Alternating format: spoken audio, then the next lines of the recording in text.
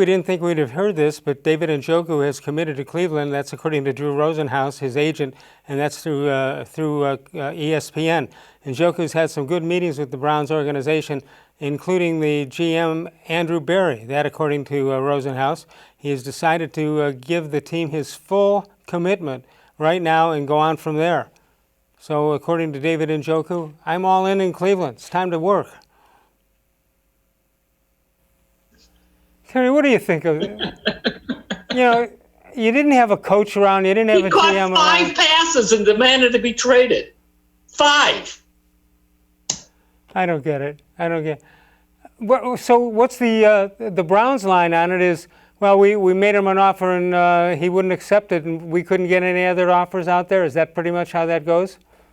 I think they told him, well, number one, you don't want to be running a team where basically anybody could come through the door and demand to be traded, and you trade them. That's number one, unless you're getting a very favorable deal. Secondly, this is the front office. So Barry was part of it that did draft Njoku. Stefanski's obsessed with tight ends. He can never have enough.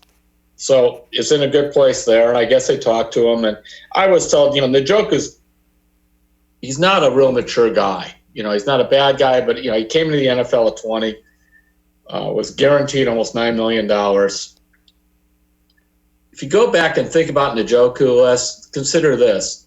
Did you know when he played at Miami University, the year he came out, he didn't make first team All-ACC. He didn't make second team All-ACC. He didn't make third team All-ACC.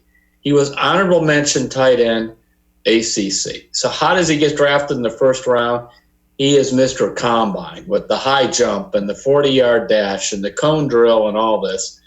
And then suddenly, and I was looking all this up today for a column that's going to run tomorrow, you got Mel Kiper saying he's the 20th best player in the draft, and you got NFL.com as number 18th player in the draft.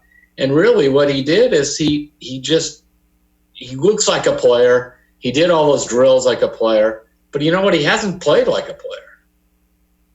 No, and when he did play, he couldn't catch a pass. So he led in 2018 when he caught 56 passes or whatever it was. He led NFL tight ends with 8 drops. Now, while Pro Football Focus isn't everything, I just kind of looked up to see his blocker rating. It wasn't too bad on runs. But he was considered the second worst pass blocker among tight ends. Last year, he hardly played, so it's hard to look at any stats there.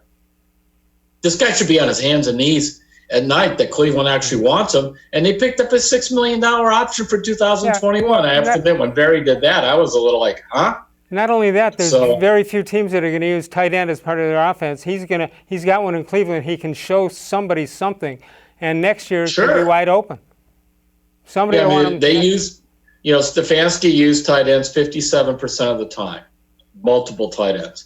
So that by far was the most in the NFL because they were like, well, they drafted Harrison Bryant in the 4th round. I mean, Stefanski claims he's got several sets that he used 3 tight ends. I'm not sure how all that fits when you have Odell Beckham and you have Jarvis Landry, but they love tight ends. So this is his big chance. All right, so what do you think? What do you expect this year on the field from David Njoku? This is a hard one to figure. Yeah, it is because he, in terms of scheme and being where he's wanted, he should have a good year. But does he have the fortitude and inner toughness to do that? Remember how these guys are talking about smart, tough, accountable.